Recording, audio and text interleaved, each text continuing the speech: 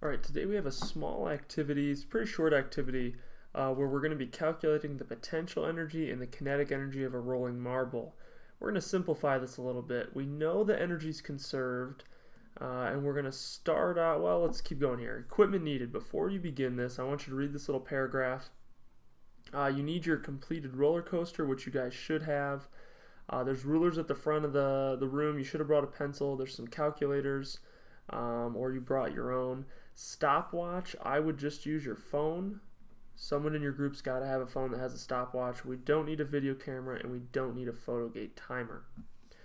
In our procedure here, you're going to take not just a portion of the roller coaster, you're going to do the whole roller coaster. I want you to start from the very beginning, so this is at the start here, and then remember I had you finish your roller coaster so that it ended up on the table at the end. Okay, I want you to start at the very top of your roller coaster, and I want you to find the gravitational potential energy of the marble. Okay, I want you to find that gravitational potential energy of the marble. You're going to have to do a few things here. You're going to have to find the mass of the marble. There is a scale up front to do that. Gravity, you know that that's going to be 10. The height, you're going to use the ruler to measure this, and this is just from the top of your roller coaster all the way down to the table. Okay, so the whole height of your roller coaster. And then you can do this calculation here, mass times gravity times height, and solve for the gravitational potential energy. So where you place that marble to start, all the way down to where it ends, flat on the table, I want you to measure that height, multiply it by the gravity, multiply it by the mass of the marble. Keep going here.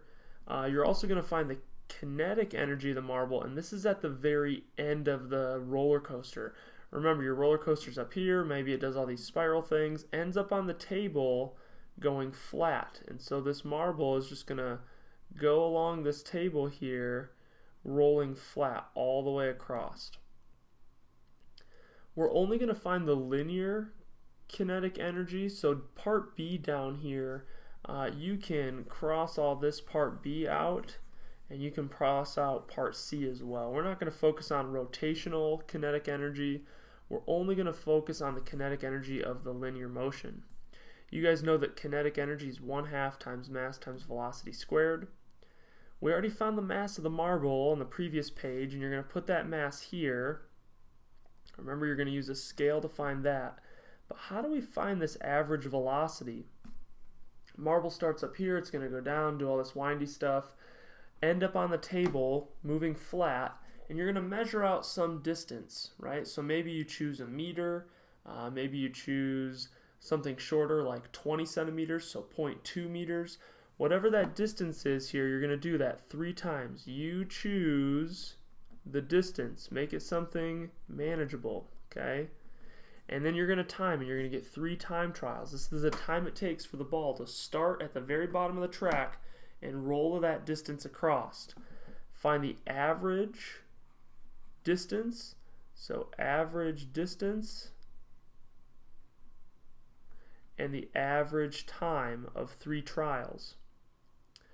To find the average velocity right here, you're going to do velocity is the distance divided by the time. So whatever distance you had here and whatever average time you had here, you're going to divide those. That's going to give you your average velocity. Once you know the average velocity and you know the mass, you can find the kinetic energy of the marble at the very end. And then we're skipping over parts B and C. And in conclusion, you're going to talk about what is the total mechanical energy of the marble at point A. So this is just saying what's the total energy at part A. It was all gravitational potential energy. How much was it? What was the total energy at the marble at point C? So that was at the very end after it's come off the roller coaster. That's kinetic energy. How much of it was there? Compare those two answers. Should they be the same? Why or why not? If they are, explain that. If they're not, explain that. Big recap here. You're going to get a stopwatch, use someone's phone, you need a ruler, and then you should have your roller coaster, pencil, and a calculator. Measure the height from the table up to the top of your roller coaster where the marble starts. Gravity's 10. Find the mass using the scale up front. Scales are kind of touchy. Tap it a couple times. If you can't get it, ask Mr. Terry next door, and he should be able to get that into grams for you. Remember, grams, divide by 1,000 to get them into kilograms.